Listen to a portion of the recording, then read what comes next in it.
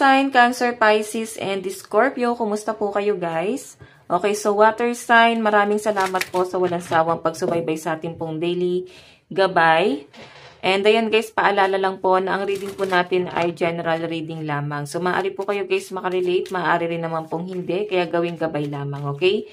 So tignan po natin guys, ano ba ang inyong gabay? Kapalaran, water sign, gabay kapalaran po ni water sign. Water sign. Meron po tayong make time for self-love. Ayan. So, I think yung iba sa inyo, parang kailangan mo nang bigyan ng time yung sarili mo or bigyan mo ng space. Masyado ng maraming problema. Grabe na yung ibinabato sa inyo, guys. So, I think gusto mo nang mapag-isa. Okay? Parang gusto mo nang bumalik sa dating ikaw. Yung tipong sarili mo lang yung iniisip mo dito. Okay, ayan, no? Tignan pa natin. Pero ito guys ay parang pinag-iisipan mo pa. Kasi Moon in Libra, so nagbabalance pa yung energy mo. Ano ba? Gusto mo ba mapag-isa? So pwede sa relasyon to. Gusto mo na ba maging single or ilalaban mo pa? Parang ganon. So tignan pa natin guys, meron po tayong honor your feelings. Kasi pinapanindigan mo rin guys yung nararamdaman mo na alam mo na karapat-dapat ka or alam mong nasa tama ka. Yun po yung pinapakita sa akin dito. And meron po tayong release your blocks. So, ano ba yung mga blockages? Ano ba yung nagpapabigat sa kalooban mo? Dahilan kung bakit parang gusto mong mapag-isa rito, guys. And ngayon, guys, nakakita ko parang kailangan mong i-value yung sarili mo. So, lahat ng mga blockages, mga taong mahad lang sa pag-usad mo, guys, kailangan mo na yan, guys, i-release. Okay? Focus na muna sa sarili. Pero sa nakikita ko dito, water sign, naninimbang ka pa sa sitwasyon. Okay? So, tingnan pa natin.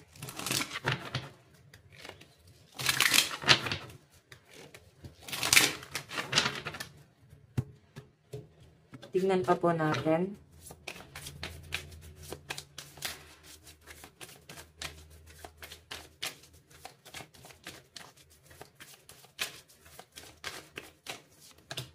Okay, so guys, meron po tayong empowerment.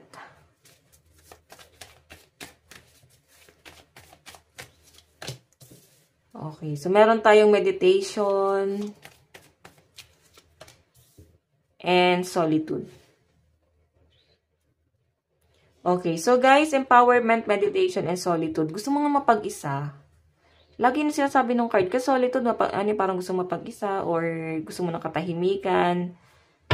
Siguro, sa mga susunod na araw, guys, maguguluhan ka sa nararamdaman mo. Parang gusto mo ng clarity sa isang tao. Pwede sa relationship to, guys. Merong isang bagay na hindi malinaw sa inyo, guys. So, naguguluhan ka. Parang gusto mo, guys, na may mapag-usapan kayo or pag-usapan nyo yung sitwasyon. Parang ganyan. Yun nga lang, guys, masyadong tahimik, no? Parang ibibigay agad sa inyo, guys, na universe yung katahimikan na gusto mo. Okay? Pero ito, guys, nakakita mo naman yung energy mo dito, empowerment. So, kailangan mo, guys, mag-meditate, hail, exhale. Tanggapin na ito na, guys, yung nangyayari na. Okay? Kaya sinasabi dito, ingat-ingat po tayo sa hinihiling natin. Oo. Kasi possible na ibigay na po. Kung ano man yung hinihiling nyo na yan. Okay? So, ayan guys. May nakikita ko dito guys. Magkakaroon guys ng expansion sa buhay mo. So, I think nagkakaroon ng malawakang pag-iisip sa inyo. Or naliliwanagan ka sa isang bagay.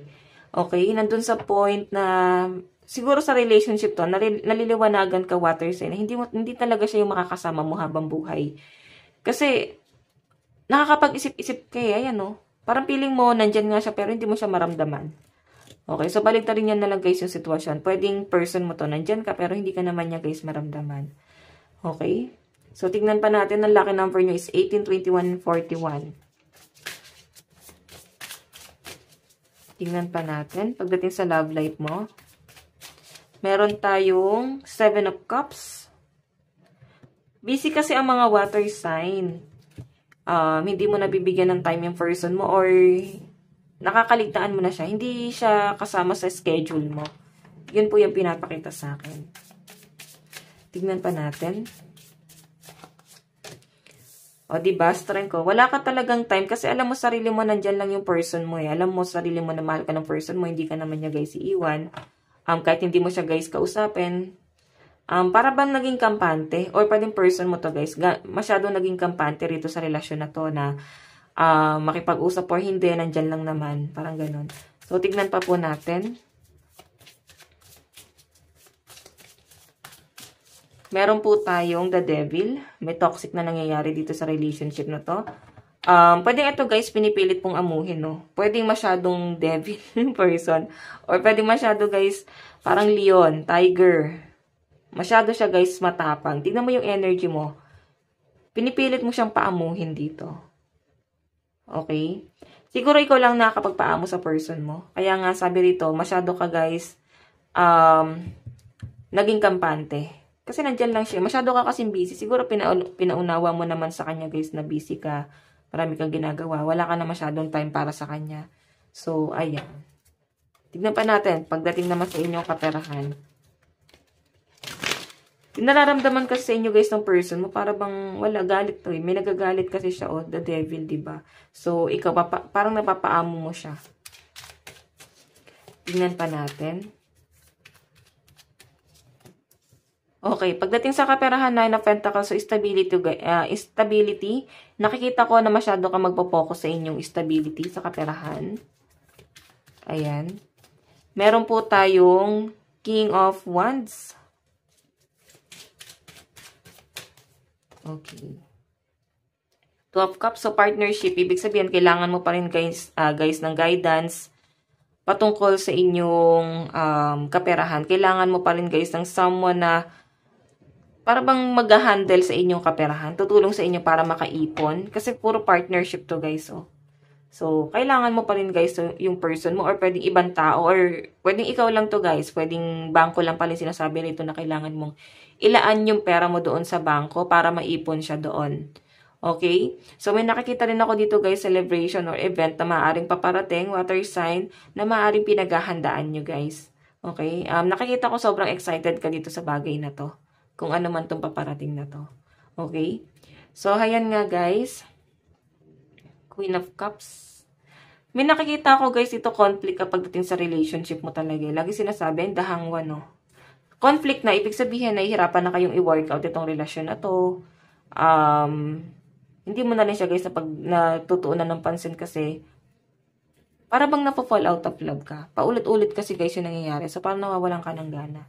So, si person mo naman, guys, gusto niyang ilaban yung relasyon kasi nandiyan po yung strength. Ang problema lang, guys, walang time or pwedeng siya tong walang time. Ikaw yung, pwede nyo guys balik na rin, no?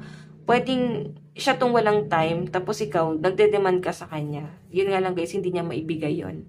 Okay? Yung dinedemand niya. Okay? Kasi nandito pa rin siya sa finances and career. Siguro marami kayong plano. O, napag-uusapan nyo na yan, guys. So, parang ang hirap na, guys, putulin itong relasyon na to kasi marami na kayo, guys, pinlano. Okay, so, guys, ito lang po ang inyong reading. Hanggang sa muli. God bless and love you all. Thank you.